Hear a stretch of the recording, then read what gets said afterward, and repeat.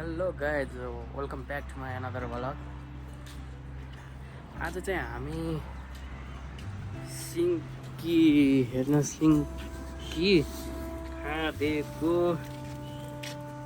अब निकालेर सुकाउने हो।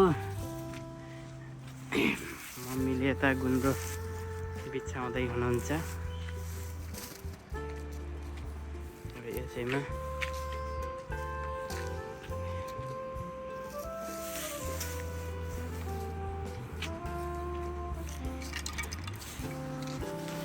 सिन्की खानु भएको छ कि नै गाई? सिन्की भनेको गुन्द्रुक भन्छ, धेरै ठाउँमा गुन्द्रुक भन्छ क्या, हामीले सिन्की भन्छ।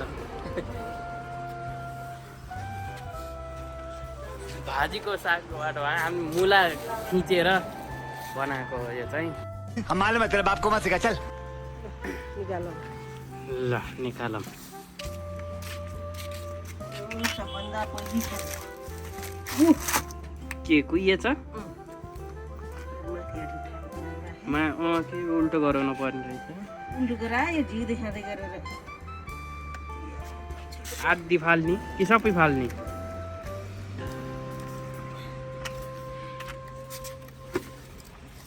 यो ठिक छ। अब के छ भाइ, अब हेर्न पर्छ।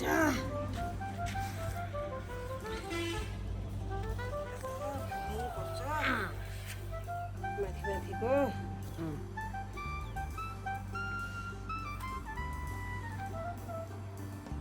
त्यो पातको मात्रै हुन्छ, त्यो त्यस्तोले अलिअलि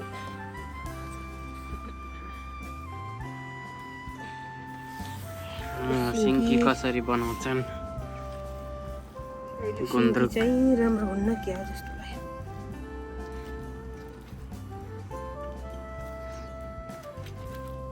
खानै त परेन। अब के अन्त अब माथिबाट तन्न बिछाउने होइन?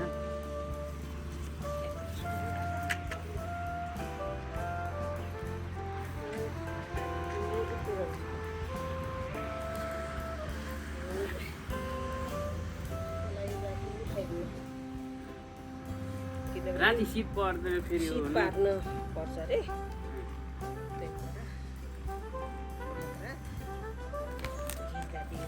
कति दिन सुकाउनु पर्छ?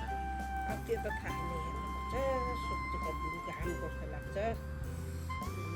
कुर्ता भए हुन्छ।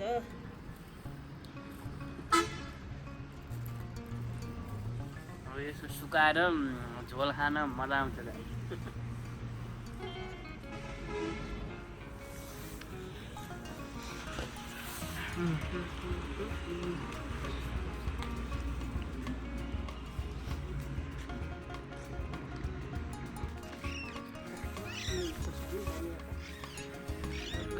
अब अलि ठुला ठुला कुड्का चाहिँ छानेर त्यसलाई फेरि पछि अचार हालेर मोलेर राख्ने हो रे।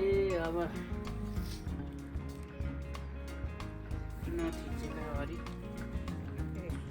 टायर पछि पकाउनेलाई ठुल्ठुला कुर्ता हुन्छ।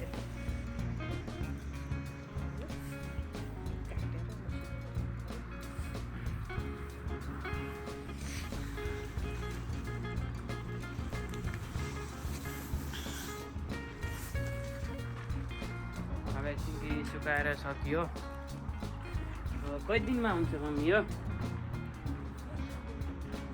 2-3 दिन सुक्यो भने, घाम लाग्यो भने 2-3 दिन सुक्यो भने सुक्छ। अनि उठाएर राखेर झिक्दै खाँदै गर्ने झोल।